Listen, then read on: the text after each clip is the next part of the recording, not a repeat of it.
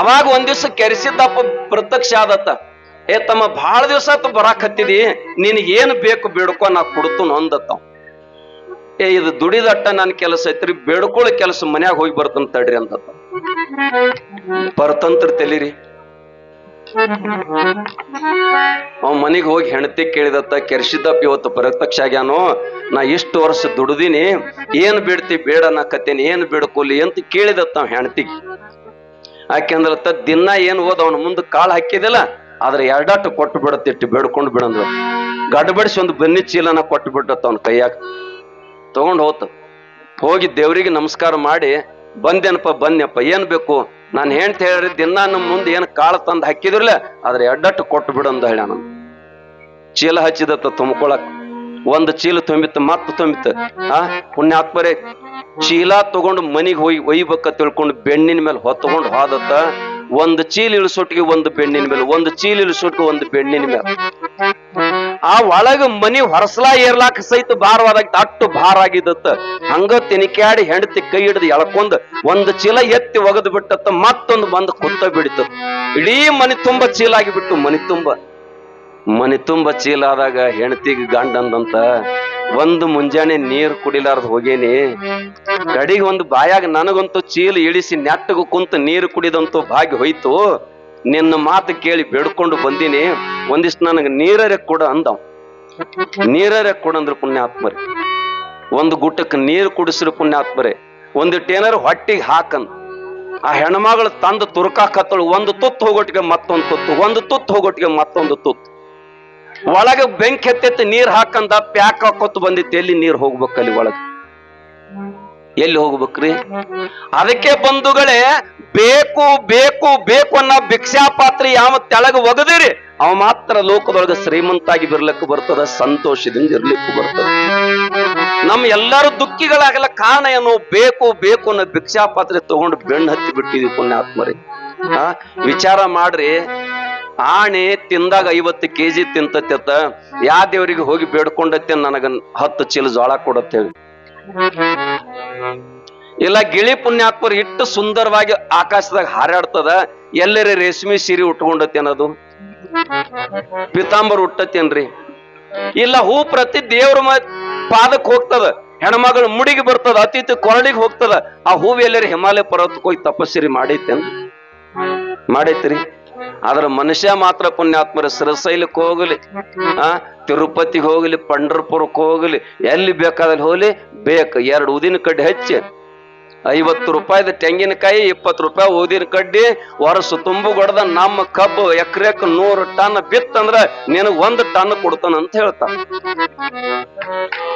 ಅವ್ ಕೆರೆಸಿದ್ದಪ್ಪ ಅನ್ನತ್ತ, ನನಗ ನಿಮಗ್ 100 ಕೊಟ್ಟ ನಾ 1 ತಗೋಬೇಕಾರ ನಾನ ಕಬ್ಬು ಬೆಳೆಸ್ತೀನಿ, ನಿಮ್ಗೆ ಯಾಕೆ ಬೇಡೋದು ಅಂದಿತ್ತು.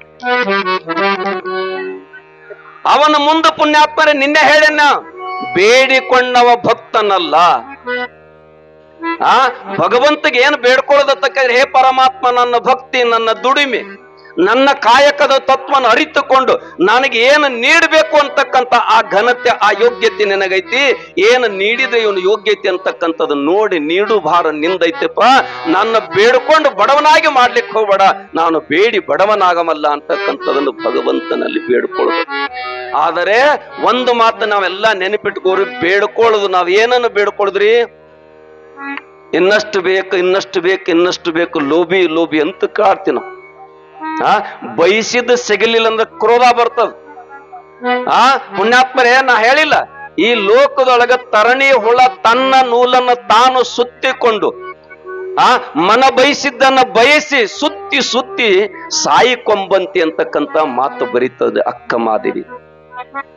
ಹಂಗೇನಾಗೈತಿ, ಮನ ಬಯಸಿದನ್ನು ಬೇಡಿ ಬೇಡಿ ಅದ ಹೆಂಗ ಆ ತನ್ನ ನೂಲು ತಾನೇ ಸುತ್ತಕೊಂಡು ಅದ್ರಾಗ ಸತ್ತೈತಿಲ್ಲ, ನಾನು ಹಂಗ ಸಾಯ್ತಾ ಇದ್ದೀನಿ ಅಂತಕ್ಕಂಥದ್ದು ಹೇಳ್ತಾರ ಬಂಧುಗಳೇ.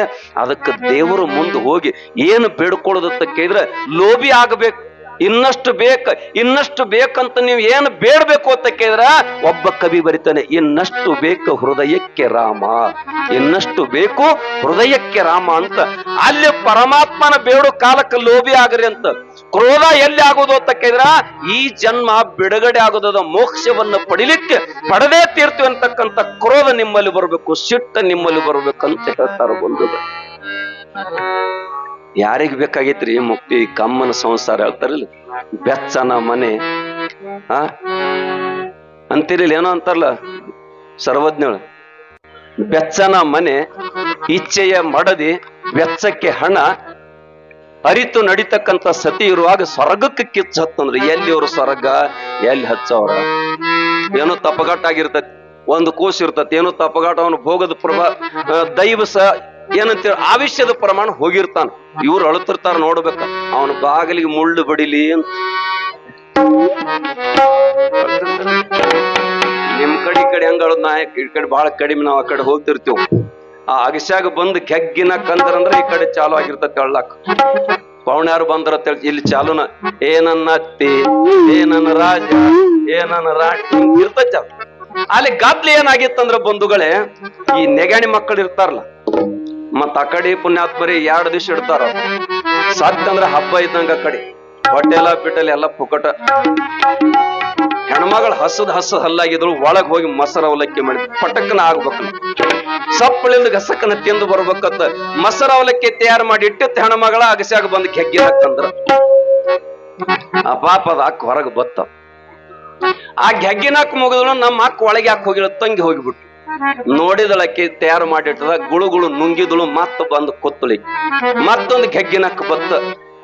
ಅದನ್ನು ಮುಗಿಸಿ ಅಕ್ಕ ಒಳಗ್ ಹೋಗಿ ತಗೊಂಡು ಬರ್ಬೇಕತ್ತ ಅಕ್ಕಿ ಒಳಗ್ ಹೋದ. ಒಳಗ್ ಹೋಗಟ್ಟಿಗೆ ಎಲ್ಲ ಖುಲ್ಲಾಗಿತ್ತ. ಅಕ್ಕಿ ಬಂದ್ ಅತ್ತಿ ಗಲ್ಲ ಹಿಡಿದು, ಯಾರೋ ಮಾಡಿದ ಅತ್ತಿ, ಯಾರೋ ತಿನ್ನುದಾತು, ಯಾರೋ ಮಾಡಿದ ಅತ್ತಿ, ಯಾರೋ ಉಣುದಾತು.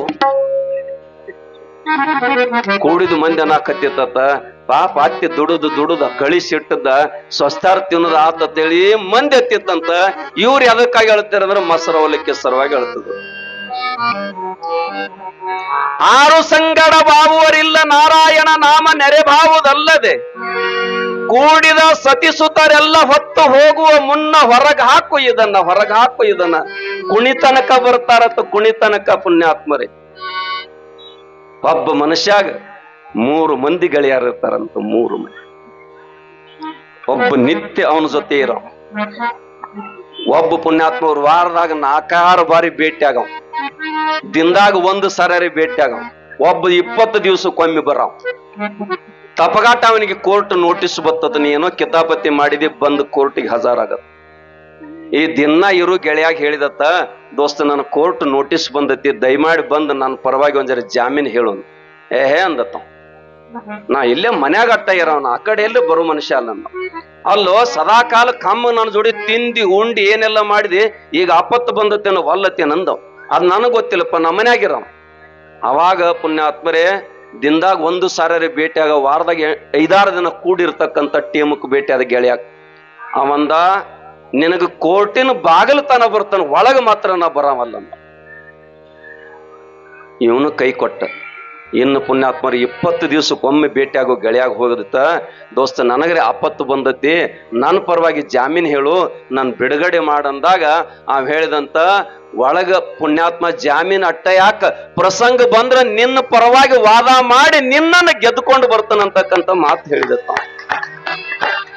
ಯಾರ್ರಿ ಅವ್ರು 3 ಮಂದಿ ಗೆಳೆಯಾರ್ರಿ? ಮೊದಲನೇದು ದುಡ್ಡು, 2ನೇದು ಹೆಂಡತಿ, 3ನೇದು ಧರ್ಮ. ಇವತ್ತು ನೀವೇನು ತಲೆ ಮೇಲೆ ಬುತ್ತಿ ಇಟ್ಟುಕೊಂಡು ಬಾಳೆಕಾಯಿ ತಗೊಂಡು 30,000 50,000 ಹಣ ಏನು ಕೊಡಾಕತ್ತಿರ್ಲ, ಅದಕ್ಕ ದುಡ್ಡು ಪುಣ್ಯಾತ್ಮರೇ ಬಾಗಿಲ ಮನೆಯಾಗಿರ್ತದಂತ, ಹೊರಗೆ ಬರಂಗಿಲ್ಲತ್ತ. ಹೆಂಡತಿ ಪುಣ್ಯಾತ್ಮರೇ ಕುಣಿತನಕ ಬರ್ತಾಳಂತ. ಧರ್ಮ ಮಾತ್ರ ಪುಣ್ಯಾತ್ಮರೇ ನೀನು ಮಾಡಿರ್ತಕ್ಕಂಥ ಪುಣ್ಯದ ಕಾರ್ಯಗಳನ್ನ ಹೇಳಿ ನಿನ್ನ ಸ್ವರ್ಗಕ್ಕೆ ಕರ್ಕೊಂಡು ಹೋಗ್ಲಿಕ್ಕೆ ನಿನ್ನ ಗೆಳೆಯ ಯಾರು ಅಂತ ಕೇಳಿದ್ರ ಧರ್ಮ. ಧರ್ಮ ಅದಕ್ಕೆ ಪುಣ್ಯಾತ್ಮರ ಸುಭಾಷಿತಕಾರ ಹೇಳ್ತಾನ, ಅನಿತ್ಯಾನಿ ಶರೀರಾನಿ ಇವೋ ನೈವ ಶಾಶ್ವತ, ನಿತ್ಯ ಮೃತ್ಯುವೋ ಸನ್ನಿತ, ಕರ್ತವ್ಯವೋ ಧರ್ಮ ಸಂಗ್ರಹ. ಪುಣ್ಯ ಮಾಡಪ್ಪ, ಪುಣ್ಯ ಸಂಪಾದನೆ. ಅದಕ್ಕೆ ಬರೀತಾರೆ ಪುರಂದರದಾಸರು, ದಾಳಿ ಕೋರರ ಮುನ್ನ ಧರ್ಮ ಗಳಿಸಿಕೊಳ್ಳು, ಧರ್ಮವೇ ಜಯವೆಂದು ದಿವ್ಯ ಮಂತ್ರ. ಧರ್ಮವೇ ಜಯ ಎಂಬುದು ದಿವ್ಯ ಮಂತ್ರ. ಧರ್ಮ ಅರ್ಥ ಕಾಮ ಮೋಕ್ಷ. ಆದರೆ ಈ ಧರ್ಮ ಅಂತಕ್ಕಂಥದ್ದು ಪುರುಷಾರ್ಥ ಬಹಳ ಶ್ರೇಷ್ಠವಾಗಿರತಕ್ಕಂಥದ್ದು. ಮನಸ್ಸಿನ ಮೈಲಿಗೆಯನ್ನು ತೊಳಿಲಿಕ್ಕ ಮನಸ್ಸ ಕಾರಣದಪ್ಪ, ಅದಕ್ಕೆ ಧರ್ಮ ಪುರುಷಾರ್ಥ. ಧರ್ಮವೇ ದಿವ್ಯ ಮಂತ್ರ. ಚಟ್ಟಿ ಜಾತ್ರೆಗೆ ಹಾಲು ತುಪ್ಪಿನ ಹೊಳಿ ಹರಿಸಿಕೊಟ್ರು ನಮ್ಮಪ್ಪ. ಭಕ್ತರಿಗೆ ಪ್ರಸಾದ ಕೊಡೋ ಕಾಲಕ್ಕೆ ಅವ್ರ ಬಗಲಾಗಿ ಚಾಟಿ ಹರಿದಿತ್ತು. ಇಂಥ ವಯಸ್ಸಾದವ್ರ ತಾಯಂದಿರು ಬಂದ್ ಹೇಳಿದ್ರಪ್ಪ, ಜಗತ್ತಿಗೆ ಹಾಲು ತುಪ್ಪ ಉಣಸಾಕತ್ತಿದಿ, ನೀನ್ ಮಾತ್ರ ಹಂಗೆ ಹರಕು ತೊಟ್ಟುಕೊಂಡಿದ್ದಿಲ್ಲ, ಕಾರಣ ಏನಂತ ಕೇಳಿದ್ರಂತೆ. ನೀವು ಕೊಟ್ಟದ ಜಗತ್ತಿಗೆ ಉಣಸು ನನ್ನ ಧರ್ಮ ಐತವ, ನಾ ಅಂಗಿ ತೊಟ್ಕೊಂಡು ಮೆರಿಲಿಕ್ಕೆ ಬಂದವಲ್ಲ, ಅಮ್ಮೋಘ ಸಿದ್ಧನ ಭಕ್ತರಿಗೆ ಹಾಲು ತುಪ್ಪ ಉಣಿಸಿ ಅವರನ್ನು ಮೆರೆಸ್ಲಕ್ಕ ನಾ ಧರೆಗೆ ಬಂದವ ಅಂತಕ್ಕಂಥ ಮಾತು ಹೇಳ್ತಾರ. ಅದಕ್ಕೆ ಮರುಭಮನ್ನರಿತು ಮಾಡಲೇಬೇಕು ತಂತ್ರ. ನಿಮ್ಮ ಬಾಗಿಲಿಗೆ ಯಾರ ಮುಳ್ಳಿಡ್ತಾರ ಅವ್ರ ಬಾಗಿಲಿಗೆ ಹೂವಿಡ್ರಿ ಅಂತಕ್ಕಂಥ ಮಾತ ಬರೀತಾರ ಬಂದು. ನಿಮ್ಮ ಬಾಗಿಲಿಗೆ ಯಾವ ಕಲ್ಲ ಹಾಕ್ಯಾನ ಅವನ ಬಾಗಿಲಿಗೆ ಹಣ್ಣನ್ನು ಓದು ಕೊಡ್ರಿ, ಅದಕ್ಕೆ ವಿಷ ಉಣಿಸ್ತಕ್ಕಂಥವ್ಗೆ ಷಡ್ರಸ ಅಮೃತ ಉಣಿಸ್ರಿ ಅಂತ ಪುರಂದರದಾಸರು ಬರೀತಾರ. ಹಂಗ ಮಾಡ್ಯಾರ ತೇಳಿ ಪುಣ್ಯಾತ್ಮರಿ ಕೀರ್ತಿ ಅವ್ರದ್ದು ಉಳ್ದದ. ಹಂಗ ಮಾಡ್ಯಾರ ಉಳ್ದದ. ಅದಕ್ಕೆ ಗೌಡ್ರ ಹೇಳ್ರಿ, ದ್ವೇಷ ಮಾಡಿದವನು ಪೋಷಿಸಲೇಬೇಕಂತ. ಈ ಯಳಂದೂರ ರಾಜ ತಿಳ್ಕೊಂಡು ನಿಜಗುಂಡ್ರ ಕಾಲದೊಳಗೊಬ್ಬ ರಾಜ ಇದ್ದ, ಯಳಂದೂರ ರಾಜ. ಅವ ಏನ್ ಮಾಡ್ತಿದ್ದ ಅಂದ್ರ ನಿಜಗುಂಡ್ರ ಕುರಿತು ನಿತ್ಯ ನಿಂದನ ಮಾಡ್ತಿದ್ದವ. ಇವ್ಯಾನು ಸನ್ಯಾಸಿಯಾಗಿ ಹೋಗ್ತಾನೋ, ಅವ್ನ್ ರಾಜ ಹಾಳು ಹೋಗ್ತಾನ, ಅದಕ್ಕೂ ನಾನಾ ಮಾಲಕ್ಕಾಗವ. ಏನ್ ಹೇಳ್ಯಾರವ್ರ? ದ್ವೇಷ ಮಾಡಿದವನು ಪೋಷಿಸು ಅಂತ ಹೇಳ್ತಾರ ಪುರಂದರದಾಸರು. ದಯವಿಟ್ಟು ಎಲ್ಲ ಯುವಕರು ಗಮನ ಕೊಟ್ಟು ಕೇಳಿ ಪುಣ್ಯಾತ್ಮರೇ. ನಿಮ್ ಊರಾಗ ಕೇಳು ಕಿವಿಗಳು ಅದಾವತ್ ಹೇಳಿ ಬಾಯಿಲೆ ಬರಾಕತ್ತಿದ್ ಪುಣ್ಯಾತ್ಮರೇ. ಕೇಳು ಕಿವಿ ಇರ್ಲಿಲ್ಲ ಅಂದ್ರೆ ಅದ್ರ ಉಸಾಬ್ರಿಗೆ ಹೋಗ್ತಿಲ್ಲಾಗಿದ್ದು ನಾವು. ಕೇಳಿ ಗಮನ ಕೊಟ್ಟು, ನಿಜಗುಣರ ಸಮಕಾಲದೊಳಗೆ ಯಳಂದೂರ ರಾಜ ಅಂತಿದ್ದ ಒಬ್ಬ. ಯಳಂದೂರು ರಾಜ ಅವ ಏನ್ ಮಾಡ್ತಿದ್ದ ಅಂತ ಕೇಳಿದ್ರೆ ನಿತ್ಯ ನಿಜಗುಂಡರ ಕುರಿತು ನಿಂದಾ ಮಾಡ್ತಿದ್ದ. ಇವೇನು ಹಾಳಾಗಿ ಹೋಗ್ತಾನು, ಸನ್ಯಾಸಿ ಇವ, ರಾಜ ಆಳೋದಿಲ್ಲ ಇವ. ದುರ್ದೈವ ಪುಣ್ಯಾತ್ಮರ ಧರ್ಮ ಕರ್ಮ ಸಂಯೋಗ.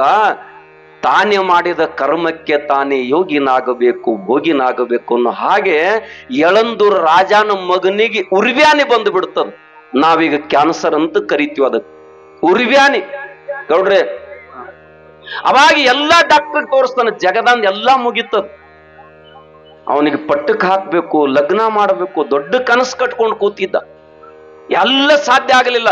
ಈಗೋ ಆಗೋ ಇಂದೋ ನಾಳೆ ಸಾಯುವಂತ ಸ್ಥಿತಿ ಒಳಗ ಮಗ ಇದ್ದ.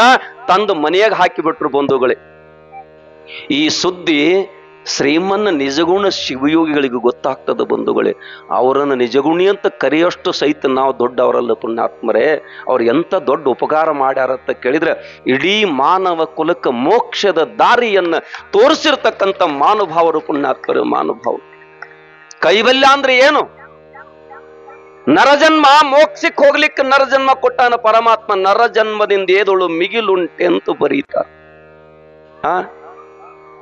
ನರಜನ್ಮದಿಂದ ಮನುಜ ಕುಲದ ಜನನದ ಲಾಭ ಆವುದು ನಾನಾರೆಂದರಿವುದು. ನಾ ಯಾರೇ? ನಾ ಕಲ್ಲಪ್ಪ ಮಲ್ಲಪ್ಪ ಅಲ್ಲ,